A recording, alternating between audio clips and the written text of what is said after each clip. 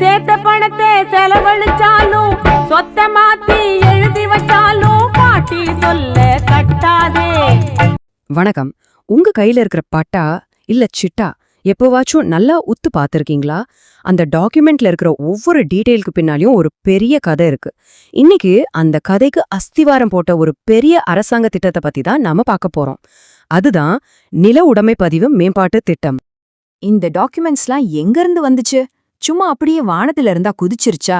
இல்லவே இல்ல. பல வருஷத்துக்கு முன்னாடி தமிழ்நாடு முழுக்க நடந்த ஒரு மிகப்பெரிய முயற்சியோட விளைவுதான் இது. அந்த முயற்சிக்கு மையமா இருந்ததுதான் நாம இன்னைக்கு பார்க்க போற இந்த ஸ்கீம். இது ஏதோ ஒரே நாள்ல நடந்த விஷயம் கிடையாதுங்க.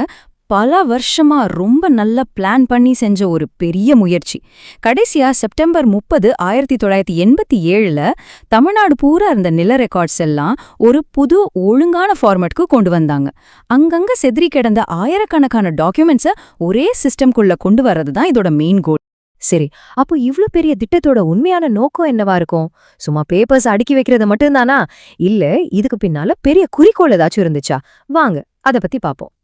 இதோட நோக்கம் பாத்தீங்கன்னா ஒரு 5 தூண்கள் மாதிரி. ஃபர்ஸ்ட் 2 மக்களையும் நிலத்தையும் பத்தினது. இப்போதைய ஓனர் யாரு, நிலத்தை உண்மையில யார் அனுபவிக்கிறாங்கன்னு பதிவு பண்றது. அடுத்த 2 எல்லைகளையும் பாதுகாப்பையும் பத்தினது. காணாம போன எல்லை கற்களை மாத்தி வைக்கிறது, கவர்மெண்ட் நிலத்துல இருக்கிற ஆக்கிரமிப்புகளை கண்டுபிடிக்கிறது. கடைசியா ஃபியூச்சர்க்கான ரெக்கார்ட், மேப்ல நிரந்தரமான விஷயங்களை சேர்க்கிறது. இந்த 5 சேர்ந்துதான் நில உரிமைக்கு ஒரு யாரும் மறுக்க முடியாத ரொம்ப நம்பிக்கையான ஒரு ஆதாரத்தை உருவாக்குச்சு.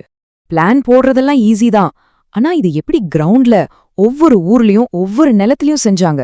வாங்க அந்த ப்ராசஸ பாப்போம். இந்த ப்ராசஸோட முதபடியே ரொம்ப ரொம்ப முக்கியம். அதிகாரிகள் இஷ்டத்துக்கு எதையும் செஞ்சிடல. முதல்ல ஃபார்ம் 10 அப்படிங்கிற டாக்குமெண்ட் மூலமா ஒவ்வொரு நில ஓனர்கிட்டயும் டீட்டெயில்ஸை சரி பார்த்து கையெழுத்து வாங்கினாங்க. ஏன் தெரியுமா?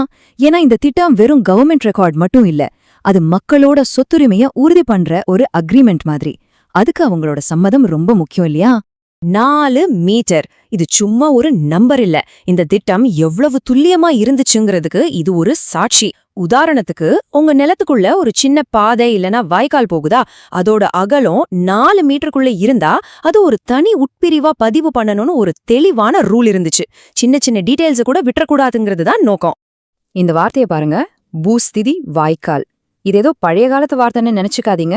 இது ஒரு ஸ்மார்ட்டான லீகல் டெக்னிக். அதாவது, ஆமா இந்த நிலத்துல ஒரு வாய்க்கால் இருக்குன்னு ரெக்கார்ட் பண்ணிடுவாங்க. ஆனா அந்த வாய்க்காலோட உரிமை அந்த நிலத்தோட ஓனர்கிட்டயே தான் இருக்கும். பாத்தீங்களா? இந்த மாதிரி சின்ன சின்ன வார்த்தைகள் தான் பிற்காலத்துல வர பெரிய பிரச்சனைகளை ஆரம்பத்திலே தடுத்துச்சு. அடுத்து மேப்ஸ். ஒரு மேப்புங்கிறது வெறும் கோடுகள் மட்டும் இல்லைங்க, அது ஒரு காலக்கண்ணாடி. இந்த திட்டத்தோட நோக்கம் என்னன்னா, பல வருஷங்கள் ஆனாலும் மாறாம இருக்கிற ஒரு மேப்பை உருவாக்கணும். அதுக்கு எதை வரையணும், எதை விட்டுடணுங்கிறதுல ரொம்ப தெளிவான ரூல்ஸ் இருந்துச்சு. அப்போ மேப்ல என்னெல்லாம் சேர்த்தாங்க? ரொம்ப சிம்பிள். நிரந்தரமான, பொதுவா எல்லாருக்கும் முக்கியமான விஷயங்கள்.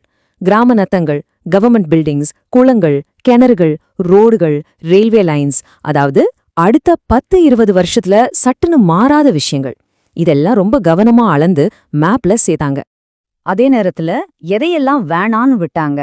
தற்காலிகமான எல்லாத்தையும், இன்னைக்கு இருந்து நாளைக்கு இல்லாம போற சின்ன சின்ன நடைபாதைகள், யூஸ் பண்ணாத பழைய கிணறுகள், தற்காலிகமா போடுற கொட்டகைகள், இதுக்கெல்லாம் மேப்ல இடமே கிடையாது. ஏன்னா மேப்புங்கிறது ஒரு ஸ்டேபிளான டாக்குமெண்ட், மாறிக்கிட்டே இருக்கிற விஷயங்களை நோட் பண்ற டைரி கிடையாது. சரி, அதிகாரிகள் எடுக்கிற எல்லா முடிவும் 100க்கு 100 கரெக்டா இருக்குமா? ஒருவேளை தப்பு நடந்தா என்ன பண்றது? அதுக்காக தான் இந்த திட்டம் வெறும் ரூல்ஸ மட்டும் போடல, அந்த ரூல்ஸை எதிர்த்து அப்பீல் பண்றதுக்கும் வழிய வச்சிருந்தது. அது எப்படின்னு பார்க்கலாமா? இங்க பாருங்க, ரொம்ப நியாயமான டைம் கொடுத்திருக்காங்க. உங்க பேர்ல ஒரு சின்ன ஸ்பெல்லிங் மிஸ்டேக்கா, அதை சரி பண்ண அப்பீல் செய்ய 1 மாசம் டைம். ஆனா உங்க நிலத்தோட எல்லையிலேயே பிரச்சனையா, அது பெரிய விஷயம். அதனால அதுக்கு 3 மாசம் டைம் கொடுத்தாங்க. ஒவ்வொரு பிரச்சனைக்கும் அதோட சீரியஸ்னஸை பொறுத்து வாய்ப்பு கொடுத்தாங்க. கடைசியா செக்யூரிட்டி. இவ்ளோ கஷ்டப்பட்டு உருவாக்குன இந்த ரெக்கார்ட்ஸ்ல பின்னால ஏதாவது தப்பு இருக்குன்னு கண்டுபிடிச்சா என்ன பண்றது? அதை திருத்துறதுக்கும் ஒரு ரொம்ப ஸ்ட்ரிக்டான சிஸ்டம் இருந்துச்சு. ஏன்னா இது சாதாரண பேப்பர் கிடையாது, மக்களோட உரிமை பத்திரம். அதை யார் வேணாலும் மாத்தி எழுத முடியாது இல்லையா? இந்த அதிகார பகிர்வை பாருங்க. ஒரு ஜோனல் டெபியூட்டி தாசில்தாரால இந்த ரெக்கார்ட்ஸ்ல இருக்கிற தப்ப திருத்த முடியாது. அந்த பவர் ஒரு முழுமையான விசாரணைக்கு அப்புறம் டிஸ்ட்ரிக்ட் ரெவென்யூ ஆபீசருக்கு மட்டும்தான் இருந்துச்சு. ஏன் இவ்ளோ கட்டுப்பாடு? சிம்பிள், இந்த டாக்குமெண்ட்ஸோட நம்பகத்தன்மையை காப்பாத்துறதுக்கு தான். அப்போ 1987ல முடிஞ்சு போன இந்த திட்டம் வெறும் ஒரு வரலாக மட்டுமல்ல, இதிலிருந்த கொள்கைகள், எது நிரந்தரம், எப்படி அப்பீல் பண்றது, யாருக்கு என்ன அதிகாரம், இதெல்லாம் இன்னைக்கும் ரொம்ப முக்கியம். ஒருவேளை இன்னைக்கு நமக்கு வர்ற பல நிலப்பிரச்சனைகளுக்கான தீர்வு இந்த பழைய திட்டத்தோட ரூல்ஸ்ல மறைஞ்சிருக்கலாமோ? நீங்க என்ன நினைக்கிறீங்க?